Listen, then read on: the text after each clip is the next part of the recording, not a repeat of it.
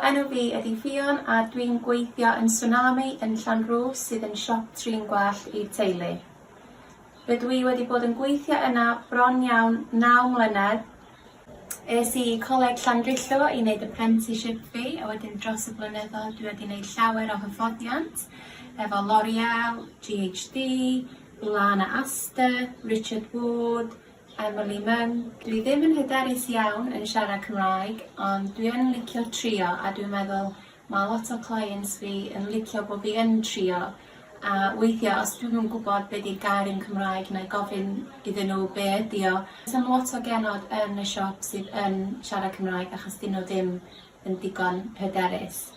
Ond dwi'n licio'r ffaith bod yna rhywun yn y siop sydd yn gallu siarad Cymraeg. So ni'n deud bod 80% o clients fi yn Cymraeg. Seidi yn licio mynd allan i'r cymuned i dangos gwaith ni. Da ni wedi gwneud llawer efo Merched y Wawr, aethon ni i Steddfod Llanrwst. Ia, dros y blynyddoedd dwi jyst yn teimlo mwy cyfforddus yn siarad Cymraeg.